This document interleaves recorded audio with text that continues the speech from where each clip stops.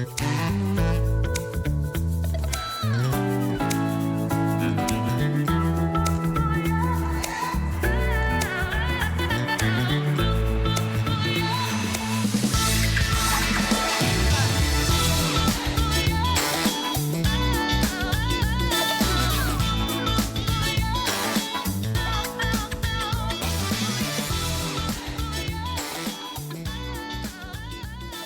welcome, and thank you so very much for joining me on another episode of Talking Cloud. Now, we talk about anything, everything that has to do with cloud or somehow touches cloud, because in the world of computing, what doesn't? Just about everything does. And as you know, I've told you many, many times, Gilligan here, but I get professors that are just absolute brilliant experts on their discipline, their category, their space. And boy, certainly today is no exception. And I'm super jazzed about this one. So this got to give a shout out to Keely, because Keely Wilkins was the one that had indicated that she'd been working with my guest today. And I said, hey, I'd love to have her on the program. And she helped facilitate us getting connected. So I'm not going to bother wasting time going through Kirsten's LinkedIn profile. Look her up, Kirsten Bay. She's the CEO and co-founder of a company called Cysurance. And honestly, I'd never heard of it. And when I looked it up, it looks like it's fairly new. And, I can tell you when I looked through her profile, I mean, this is a very, very accomplished operational executive, a senior executive, multiple president, CEO roles. I mean, you can take a look for yourself. The proof is in the profile. But today we're going to talk about what she's doing. And I'm super excited to welcome Kirsten Bay to the program. Kirsten, thanks for making time to come on and talk with us. It's a great pleasure. I was very excited to do this today. I was like, this is the end of my day because I'm on the East Coast, and I was like, oh, good, I get to do something fun now. So Thank you for having me. Yeah, this will be terrific. So listen, I mean, I could have talked all about your very accomplished career, and you could certainly touch on that if you'd like. I didn't do you really justice, I think, for all the great things that you've done. But I always like to just kind of give it back to you, because I am honestly, truth be told, eager to get into this Cysurance thing and learn more about that. But why don't you just go ahead and talk about, you, yourself, what you're doing, how you got there, wherever you want to push the boat. I'm ready to go. Well, I think about this I was looking at it the other day, and I was like, oh my gosh, it's been a lot of years now. Like, now it just means I'm seasoned, I guess. So, but it's been. Look who you're talking to, girl.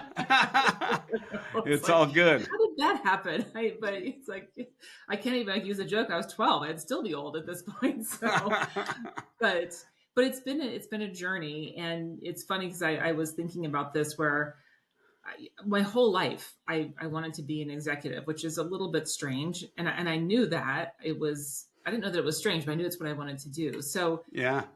But the journey was always about trying to learn about business and do business things. But I majored in English and German literature. So, of course I ended up running an insurance company because, why not? Right. It's, but. Well, and was I right, Kirsten, when I look back, I saw you were doing things at Meyer and Frank many years ago, kind of more on the operational side, it looked like. Yes.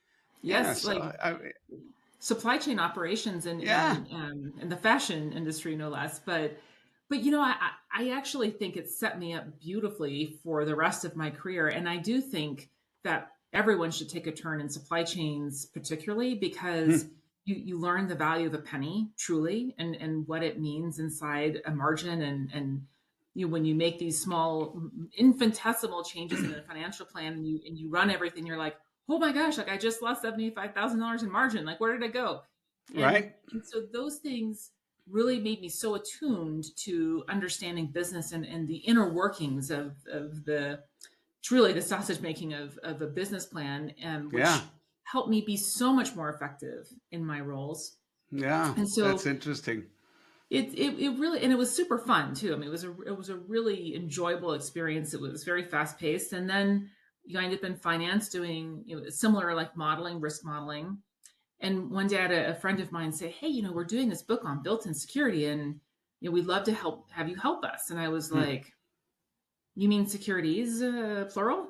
He's like, "No, security." And I was like, "Well, I haven't a clue what you're talking about." But the idea was with these Bell Labs engineers that they wanted to look at how a built-in security model could impact financial outcomes. And I found that super intriguing. And so I started to work on this and ended up doing this government working group with DHS on looking at intangible modeling of data, how we value data, which we know today has huge value to organizations. Remarkable. And I just became totally captivated. And so I jumped in the cybersecurity pool in about 2006. Very cool. And it looked like from your profile, a lot of the risk side of the assessing risk, analyzing risk. Is that right? Yes. Yeah. Because to me, I brought that incremental supply chain modeling concept, which is the costing model. Then you have to go and source fabric, and then you have to go. And so all those incremental pieces, I started to think about really suited the cyber world particularly well when we're looking at data valuation models, because every time that data moves somewhere, somebody else has it, somebody else values it, somebody else uses it. So all of those components to me lended itself to how could we use that same methodology to start to understand how we leverage these types of assets, data assets, to monetize our businesses. Interesting. So in the same way, you have all of the components that go through the supply chain to ultimately, you do have very similar. I could totally see where the model applies.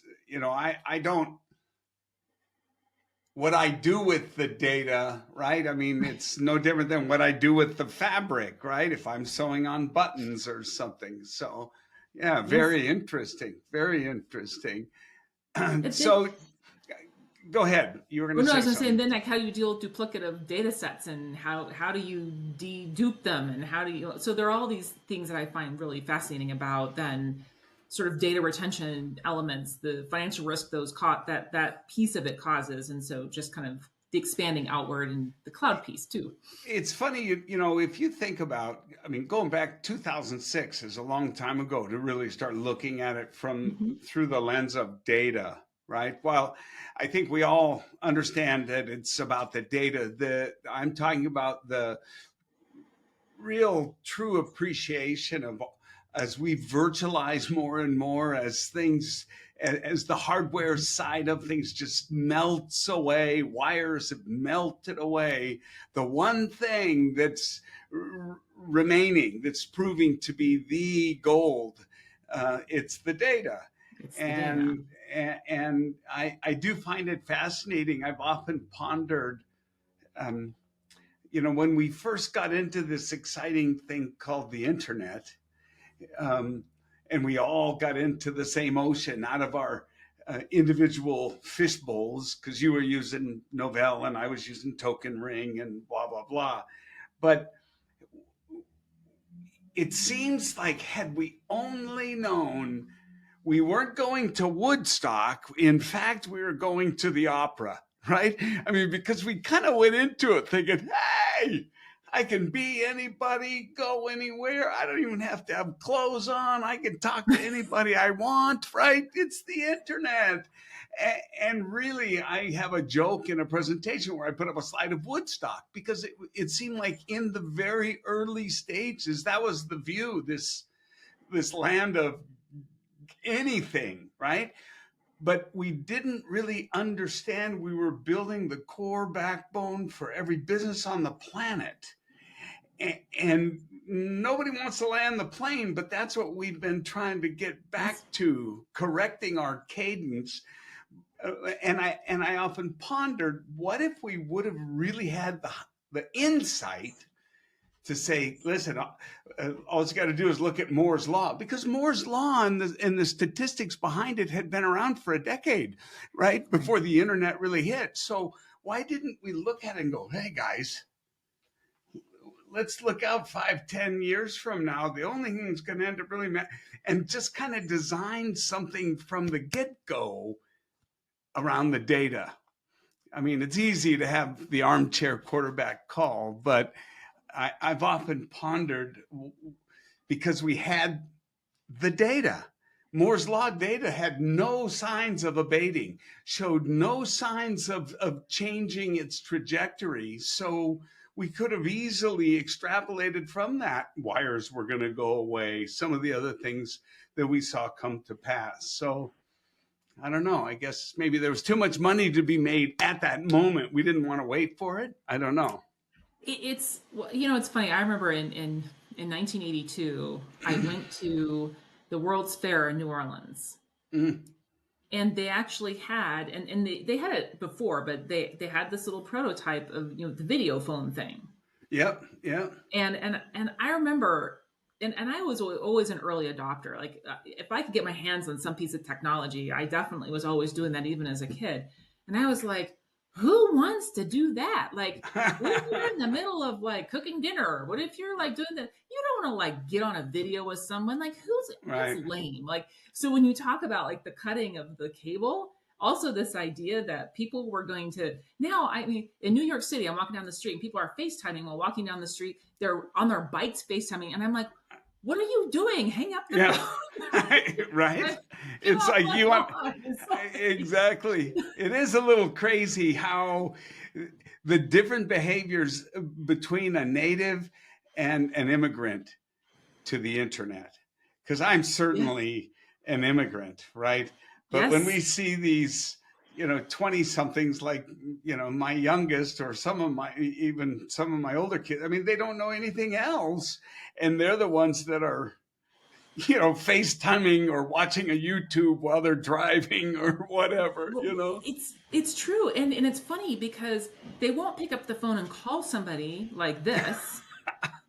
They'll text them. But if I'm going to talk to you, I'm going to talk to you like, and there is actually some merit, I think, in the face-to-face-ish, communication while not in motion. But it is, you're right. It's an anathema to us because, of course, we spent, me in my teenage years, I like lived on the phone, but on the phone.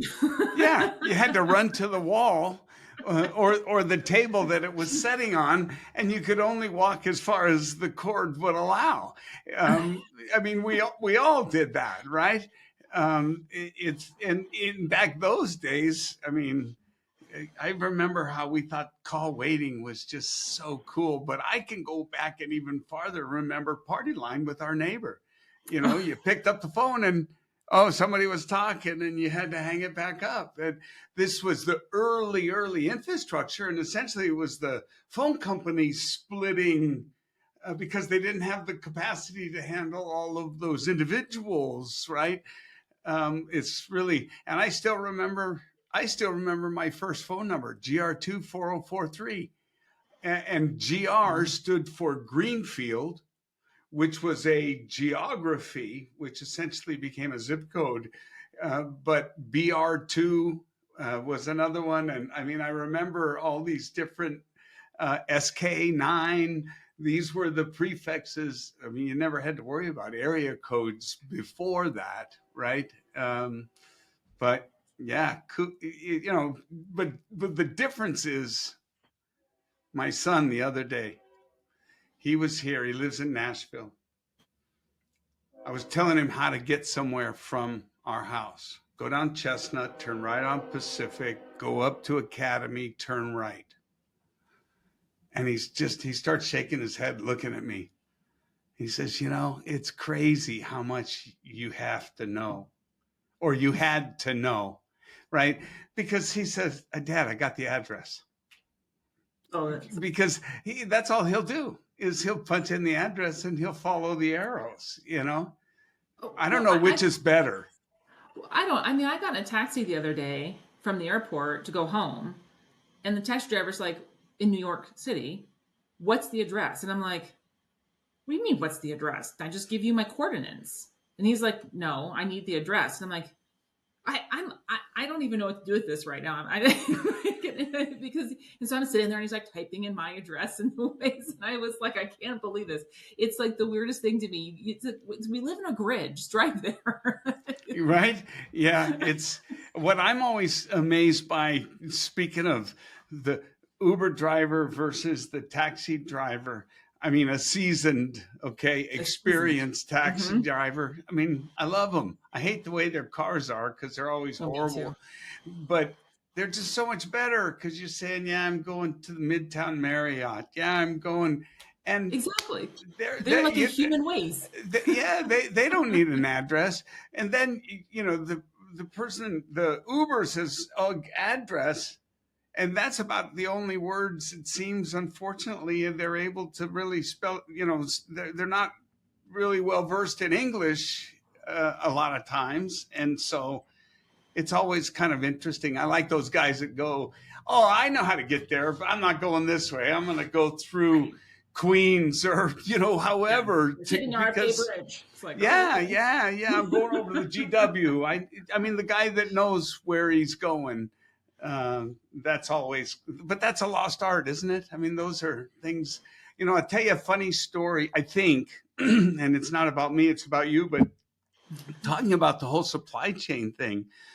I remember that in the early days when there was that very noticeable bifurcation in the computer industry, when CompUSA and Computer City and those guys came out, right? And they came into the market simultaneously with vendors introducing machines that essentially resulted in this box that I used to sell for $3,000 for and a 30% gross margin has now reduced in size, cost me a third, and my margin has been cut to 15%. So, I mean, when you extrapolate that out in an equation, it's very ugly to keep everything exactly the same, to move that box through and sell it when this box you are making $1,000 gross profit, and this box you're making $300 gross profit. But all of the infrastructure in order to receive it, stock it, right? All things. Nothing changed. The box size was just a little bit smaller. And I remember, I mean, I'm just a Gilligan, but I remember when I went up to GM, some computer lands that were owned by a husband and wife, right? And they were still ahead of it because Alaska's weird. It's like back then it was like a year and a half behind in a time machine in terms of superstores and, big box stores and all of these trends. And so I was able to move from here to there with a crystal ball of, hey, this is coming. Let's prepare. Oh my God. You'd think I was talking about cutting off their arms. But I really was, because if they didn't, it was going to cut their heart out, right? It wouldn't just be their arm. They'd be out of business. But that was a tough, tough message. But the numbers don't lie. And I think had I never been in that level of a company to actually, touch those individual components, I would never really been able to appreciate it like I do now, and the value of $1 and what happens. I mean, similarly to what you were talking about. So, I mean, is that kind of, that sounds like that's where your expertise lies, is looking at all those business operational functions and kind of saying, this is wasteful, this is efficient, you could do this, you could do that. Yes, the what if we could, right? And what if we did X? And so that was, it was really why I went into cyber, because then I ended up in the threat intelligence side, looking at how we take intelligence products and help organizations and the government make better risk decisions. How do you invest in cybersecurity? So for me all along, it was, how do we help the business make better decisions using cyber as a foundational element on which we're going to build businesses, because to me it was completely evident that this was our trajectory and we had to figure it out. And all I knew is that the more time that was going to go by, that signal to noise ratio was going to become more complex. Yeah.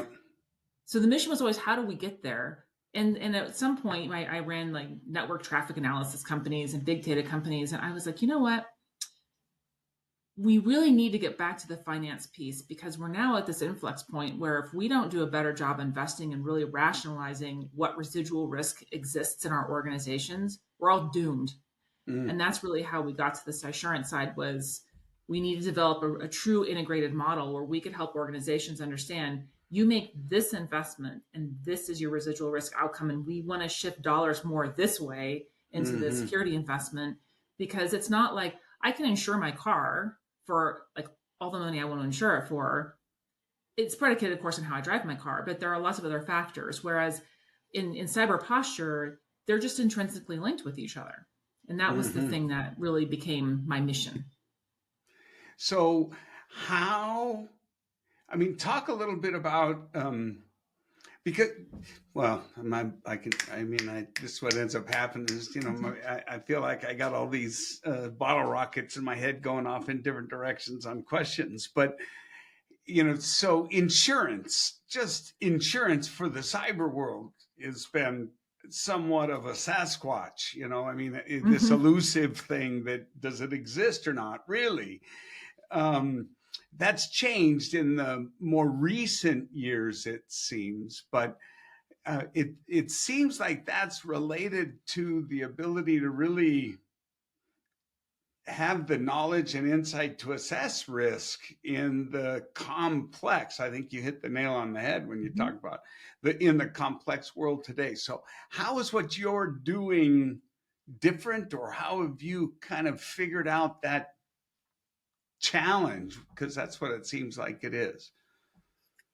Well, we ended up creating somewhat of a new category in cyber insurance, which I liken somewhat to being in like the cyber jungle with a machete, trying to forge a path. It's like trying to get through it and figure out what that path really looks like. But before I came over to the insurance side, I would work, and there was always, it was bubbling, right? This insurance concept with products.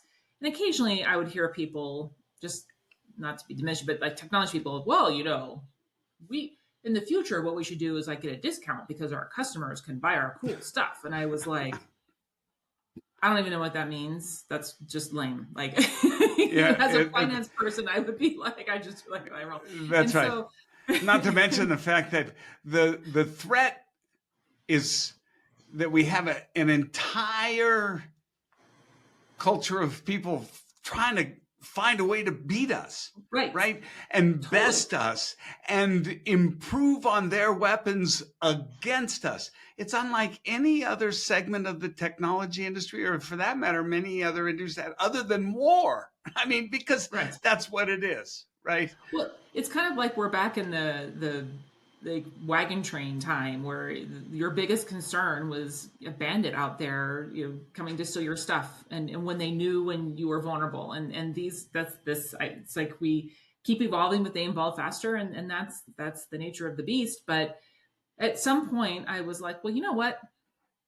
Dang if these people aren't right, but I have to make it, in my mind, make more sense. And really, what it came down to was, look, if you look at these charts now, like, the momentum cyber things that show all of the categories of cyber products, you need a magnifying glass to even see the logos anymore, because there are thousands. It's daunting, right? Yeah. So imagine now you're like a $40 million manufacturer, or a $2 million lawyer, or a Pizza Hut owner. Forget it. You just don't know what to do. Complexity is the scale and complexity has outstripped the skill level and abilities of the SME, SMB, and I would argue even, that it's a rapidly rising line, right? Yes, where it used to be only the ma and pa's were kind of the ones that were out in the cold, but I would argue, especially with the advent of AI and how that's accelerating everything, it's really only the biggest of the big that have the resources, wherewithal, tools, capabilities to even really attempt to tackle it. And they're stressed. And it's why you're seeing more manufacturers like Checkpoint and others that are saying, hey, you know what? We really are the experts of experts in this industry. So even if you bought somebody else's product, we're going to start to offer help, offer services, threat hunting, what have you. And I think that you're seeing that amalgamation, if you will, where there's a separating, listen, there's a level of complexity that really there's only a certain number of people that understand it and can really deal with it or contend with it.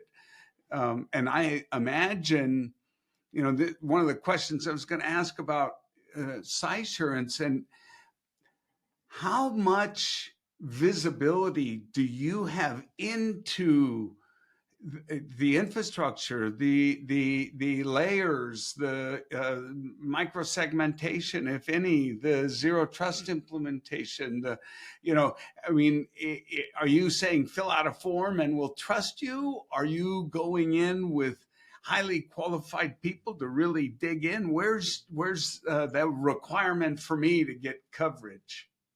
Well, that's where we wanted to change the model. And that's where the, if people buy our products, we should get a discount conversation came in, which was right. Like this kind of, I was like, all right, fine. Let's say that's true.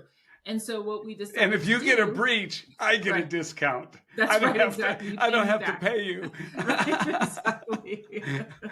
Yeah. So, and I kind of tried to think about it when you think about like warranting a product, right? And what do we have to do? And so I started looking at these different product solutions and also stacks, right? When we're looking at managed services and the security stacks that they're offering. Right.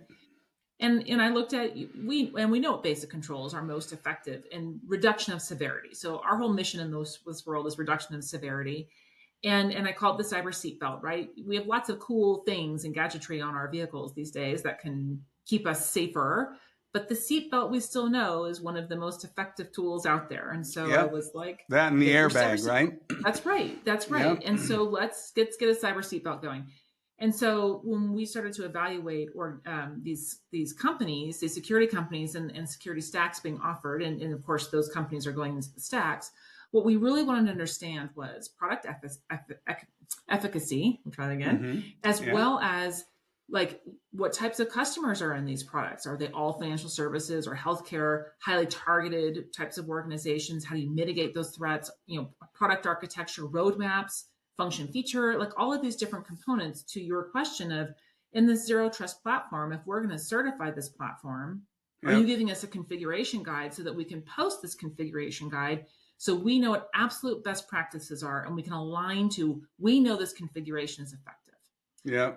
And so what we started to do, and the whole idea was this layered risk model. Some of my colleagues call us like the AFLAC of cyber insurance, which is we want to get this wrong layer with that. Yeah, well, it's like, you're out of pocket expenses. They're covered. But anytime somebody starts to think of you as something that's already established, I'll take it. That's a good thing. It is a good thing, and and I'm an Oregon duck, so the little duck thing, it's aligned. It's aligned for me, so it works. But this idea that what we were trying to do, particularly at this time when cyber insurance became really a hardened market where it was difficult to obtain, and we're entering a different sphere now in this time, but it was how do we actually reduce some of the financial burden out of that primary insurance market and tie it to deployment of security products so that we actually can see what's happening inside those products. We can understand how well they're reacting to these threats and attack surface so that we can understand how we can reduce severity and impact. Because I wanted to show both the insurance market as well as our people market, this isn't an intractable problem. Things will happen.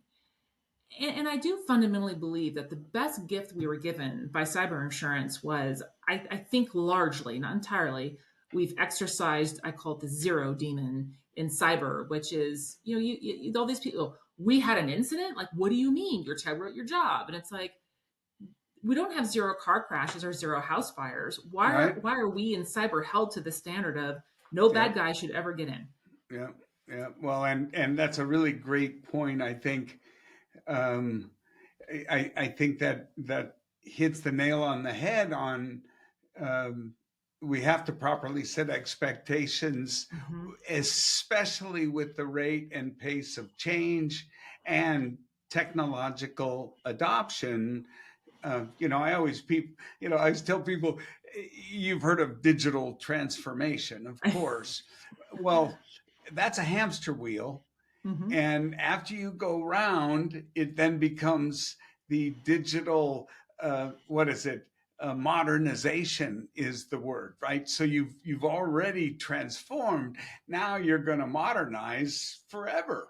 And I'm not saying that's necessarily a bad thing, but I do tell people to make sure you understand, when you forego the yellow pad and number two pencil, there are things you have to really think through. And I think, in your space, the whole idea of all of my data going digital, how many people really think through, uh, because I learned about accounting with, those old cards that you wound up in the thing to keep it from burning down in the fire, ledger cards, right? And we had an accountant that came in once a week and did the postings. That was our data. It seems like, are companies really prepared? And I don't want to be all over the map with tons of questions, because again, I'm just firing it, but I'm just trying to figure out how much you understand what I've really implemented, really, or if I'm just telling you I have. What do you have the right to come in and log in as an admin and poke around? Is that kind of the modality you guys work, or do you ask it based on representation and the legal, this is really true, honest, and I'm an officer of the company? Well, because we have these integrations, we can see at a high level. We also want to be very respectful of people's concern around an insurance company having really in-depth views of what their network Yeah. architectures look like. But certainly we want to see and can verify through API connections and other, mostly that way, and through the agents that are beaconing. And when you talk about like zero trust platforms, for example, we can see sort of the telemetry of what that looks like and at what level it's securing devices. So those things are very helpful for us to get some sense of, and we integrate mostly in managed detection response platforms for the very reason that it gives us a much better view both of the endpoint and the attack surface as well. Mm-hmm. And then looking more broadly at the variety of organizations with which we have relationships, how they treat these types of adversary threats differently. So it gives us a different view for each organization and how they're managing these threats. And so Yeah.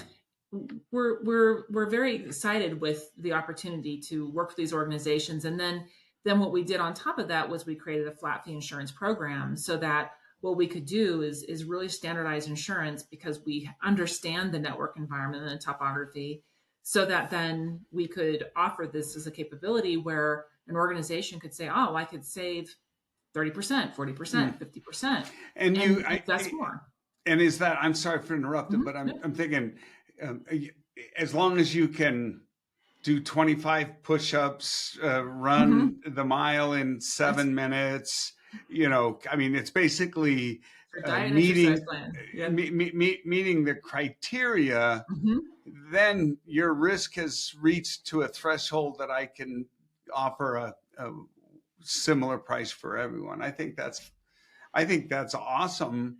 And it seems like that's going to just explode as technology continues to invade. I mean, how's the reception? Now, you guys work with us, right? With Checkpoint, you have a partnership with us. We do. I'm going to think out loud here for a second. Maybe you're 100 miles ahead of me, but we recently made an acquisition, Cysurance, which is now what we call a managed, what is it, MDR, or I don't even, ERM, external risk management. That's right, yes. I mean, we're trying to create the new category. But man, to me, there's got to be some there to work with someone like you because of the unbelievable data we can provide without ever going in the front door, right?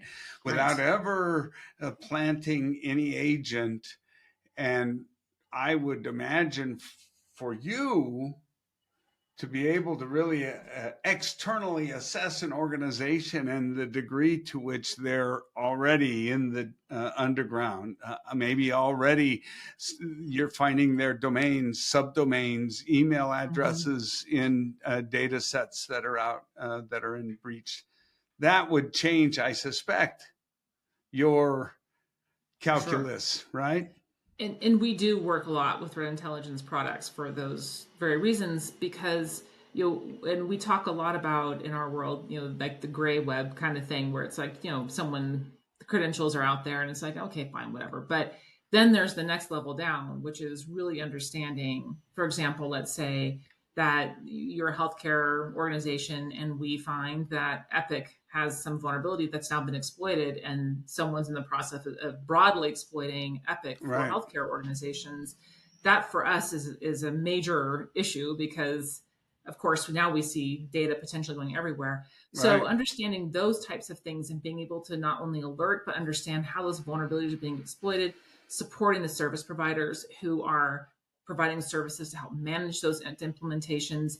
What we're really trying to do is remain largely agnostic to a lot of those implementations to help organizations make the security decisions that they need to make, but we can backstop them. Got it. Let me ask, and I'm, disclaimer, this is maybe self-serving question, I have to admit, but, we're very proud, and this isn't a Checkpoint podcast, so don't anybody get the wrong idea, but, I don't bite the hand that feeds me, I guess. And what I think about is our efficacy is, it's very, very high. It's the best. And our CVE count and subsequent exposure is equally as good because we have so few. And so my question is, from an insurance perspective, if I'm using a vendor's products, names won't be mentioned, that, are literally Swiss cheese when it comes to the myriad of critical or high vulnerabilities that are within the portfolio. How does that weigh into your risk calculus, your risk assessment? Very much so. It's a big factor for us because, of course, one can have a lot of vulnerabilities, and the thing that there's always this ongoing debate about is, like we have all these high criticality things, we need to deal with them, and it's like, yeah, but if I'm a threat actor, I'm probably looking for that one that's a 2, because I know that you haven't prioritized that. And I know that probably 70 million people also haven't prioritized that. Interesting. Very good. If I can do privilege escalation somehow, if I'm a patient threat actor, I can leverage that. While everyone's paying attention to those 7s and 8s, I'm over there in the 3, quietly climbing up the ladder, making my way through. Yeah, interesting.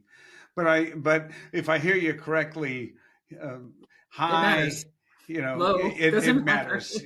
The more is not as good, less is better, right? That's the way.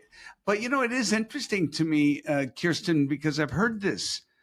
There's some vendors that literally they have in the hundreds, right? In a year's time. Yes, I've seen it. Mm-hmm. And these are major vendors. But I've heard the customers say, well, if they're not being exploited, we're not worried about it. Today. I find that fascinating, especially with the advent of AI and the ability to have that assistant be directed at find the best way in, right? With an LLM that has all the data already trained, right? I don't think that's outside the realm of possibility. Do you? No, not at all. And it does concern me. And it's interesting because I've had many potential insureds come to us recently asking, like, if we're using AI agents as an example, and one of those agents gets compromised, are we still covered? And the answer is yes. It's part of your network infrastructure. But it's an interesting question, because the thing that we've learned from things like NotPetya and some of the other incidents that happened prior to 2020, when NotPetya occurred, as an example, when we had entire factory floors that were bricked. Yeah. This was never something that was contemplated for a cyber insurance consideration. Right. I mean, we were all still talking about all those data bubbles, like, oh, TJ Maxx are the worst data, and all of a sudden we're like, Target, those guys. Yeah, right, exactly. It's like we would every year we publish little bubble chart. And then we were, but it's almost like too, if you think about Stuxnet and how that just like all of a sudden it was like a false ceiling got broken through, and it was like, are you kidding me? You mean we can make physical things break? We can take things down? I mean, that was a game changer. And some argue that sword has two edges, that we also unleashed the beast in Iran and China and others, where they said, okay, let's get on it. And so it's interesting how that arms race, right, with Pegasus, which I'm sure you're familiar with. I mean, that's a scary, scary software. You see any of this? I mean, that's scary. I still think back to, Poison Ivy, when through like different government agencies, they were exploiting the RSA keys that they were actually able to get the code off and get in, when we thought, well, that's like, we're totally made in the shade. And then talk about like a 24-hour cycle of our trying to chase down, how do we roll that back? And to find out that how all this started was because some security person had a whole spreadsheet of passwords in the clear with all of the token IDs associated with them. It's never the car, it's the nut holding the wheel. Right? I mean, it's the same thing. It's the human in the equation. But it also, you bring up, I think, a really good point, that the risk that we all have to think about happening is the one that we don't think is going to happen. It's the 9/11, if you will, that no one ever saw it coming. No way that was a terrorist. That must have been some small plane. And right, I mean, it was almost incredulous. We couldn't believe it. I think cyber is going to have that over and over and over and over and over. We saw it with solar winds. There's just countless examples of how, because we have a serious adversary that's constantly looking at, how do I beat you? How do I get in? Right? That makes your job hard. It does. And again, for me, though, it's how do we manage severity? And that's really the key piece for us is, can we catch it quickly enough that we can tamp down the flames and, just fix the floor, contain it. Move it back on. And I think that's, for all of the years we spent in the prevention world, and it's, I was the last person to say, oh, don't do that. Right. But our ability to manage and detect is so critical, and also to quarantine, to segment. And you mentioned it, the network segmentation piece is probably, to me, the most privileged escalation. Like, keep the blast radius down, right? Keep the blast radius down. Because I'm like, oh man, now I'm nervous, right? Because that's where, when I've looked at some manufacturing environments, and it's like, oh, okay, fine. So you have an XP machine, I got it, right? Right. But does this device have access to the internet? Oh yeah, but it's just a VPN. It's just a one-way in. I'm like, yeah. Okay. And can someone pivot on the machine? Oh yeah, but again, but really, it's like a VPN. And I'm like, no. Like, you need a sensor right there. One of the funniest stories, I got to tell it quickly because I don't want to take up too much time. This was when we were just getting into the IoT space, and the guy was over from Israel, and he was visiting a hospital. And when he was in their lab, he saw overhead these tubes flying everywhere, right? And these tubes are transporting the samples and everything for their lab. And so he says, what's up? Oh, we control that with a computer we have downstairs. Here, come here, I'll show you. And he goes to the store, and the door opens up and he grabs a lamp off the wall and he says, "Come with me." And he goes down the stairs, and downstairs it's all this dark, dim lit place with one computer over in the corner with a blinking router off on the side. That's the computer that runs it all. I think it's running Windows XP or something. It's like, oh my God, but it's not connected to the internet. We don't have it connected to the internet. Don't worry. And so he says, "But what's that sitting on? Oh, that's just so I can get out to Facebook." And it was just so funny because like baseball. Yeah, it's how you just can't make this stuff up, right? And the infrastructure that was relying on this archaic, ancient, vulnerable, ridden. It was funny, but this is, what we deal with. But then you take that to the next level and you think about 23andMe. This was not a highly sophisticated attack. This was password reuse. Yeah. But when you think, okay, fine, password reuse, but it was such a significant lack of segmentation in a network that they were able to transverse all the way across to the point that it is no longer viable as a company. And to me, it's probably the most public and high profile of incidents where it became unrecoverable and should have. But now we think about, well, what happens to this data? You talk about a data problem that actually has value. Yeah. Millions of people. And the thing I think about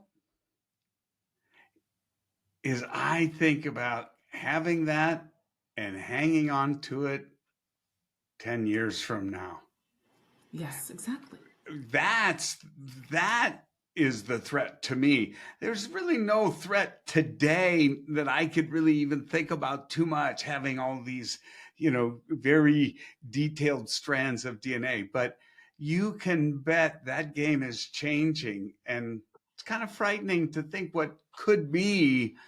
We got to go talk to maybe Asimov or one of these, science fiction writers. And I mean, it might be scary what they come up with. Well, it makes me think of like the Raiders of the Lost Ark, where you have like this big, like it's like a little canister of this DNA, and they go and it gets like stuck in the warehouse somewhere, and then we have like 2.0 version, and then someone rolls in and goes, "What's this?" Oh my God, it's and it is nuts to think there's just going to be more and more and more of that digital data that represents opportunity, but also inherently represents some type of risk, right? One way or the other. So go ahead. Well, I have a question for you though about that, which is because this is the thing that, like, sort of risk management aside, as we think about individuals, the question a lot of people are asking is, well, I mean, for heaven's sake, like my social security number, has been out there like 50,000 times over, or whatever it is, medical records, pick a thing. And so we've all gotten numb. Yes, we're numb to it. Yeah. And which is horrible. It's horrible. And is it now that we're so compromised that there's no longer any risk because it's so out in the open? Or because, to your point, like the DNA piece, like forever and always, if someone has your DNA, that's a problem. Yeah, that ain't changing. Right. Right. Right. I mean, that's the thing. I mean, you could say my social security number won't change, but I mean, virtually everything else could potentially change, right? But not my DNA. Not my DNA. That's it's kind of frightening to think about. And I think that's the ultimate ransomware. Mm-hmm. When the capability exceeds when the capability, as in the damage that could be done, what could potentially be done. I mean, I think about if you've ever watched Black Mirror, any of the episodes, right? And the episode where she's trying to get an airline ticket and her social score is going down to where there's no ticket available for her at all. And so when you start to extrapolate the potential of how this could get implemented and combined with the near instant petabytes of data, right, in these communities that we've created, you know, it kind of goes back to some of the unintended consequences, right, from the social dilemma or the AI dilemma, which is one of my favorite videos I like to promote. But so, Kirsten, when we were talking before I hit record, I said this is like a date, and usually we'll know if it runs the course and we'll be done in 30, 40 minutes, or we'll run our time and have to hit the brakes because we could go for hours. And I think it's the latter for me. Yes, I don't know. Because this time has flown by, and I really hope we can have you back. But will you take a minute and just tell the audience a little more about Cysurance, how they can get a hold of you, learn more about it, qualify, whatever. I just want to make sure everybody knows everything you want them to know about your company. Great. Well, thank you. Well, so we certify security products and services providers. So that's everything from a security implementation to the managed services that go with it. We then bundle a warranty solution with those products and services. And then that's a benefit to the customer. And what we find is that customers really enjoy this as a benefit. They can pay for deductibles and out-of-pocket expenses, all kinds of manners of things if something goes bump in the night. And then we have a flat fee insurance program that's standardized so that organizations can take that policy and save very substantial dollars in many cases so that they can invest more in their security posture. And so I say that we're probably one of the few insurance people who ever say to you, we want you to pay less for insurance and more for your security. But we believe fundamentally in it. And we work with lots of large security providers and develop specialized programs so that companies inevitably can understand what it is that they're doing to protect themselves and can know that there's a financial remuneration if something goes wrong. And we are very excited to be growing and work with organizations like Checkpoint. Yeah, well, I have to say, Kirsten, it sounds super exciting. I certainly see a very bright future, and I like the model, what you're talking about, kind of as long as I'm, I think of health insurance, right? As long as my blood pressure's not high, I haven't had any other complications, I'm in good shape. All in all, I'm at less risk than the guy who smokes, eats candy, has diabetes, right? And it's very, very similar. So what's the website?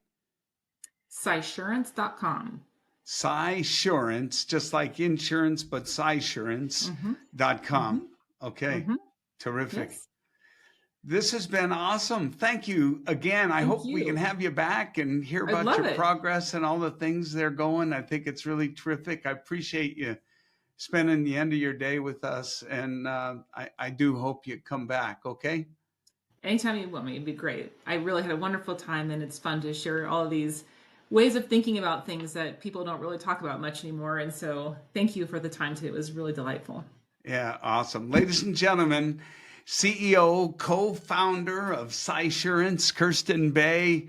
A great conversation. I mean, I'm the luckiest man on the planet because I'm the one that gets to have these conversations. And this has been really terrific. So, hey, I hope you've enjoyed the program. Like it, share it, tell your friends. And we'll look forward to having you back on the next episode of Talking Cloud. Thanks so very much.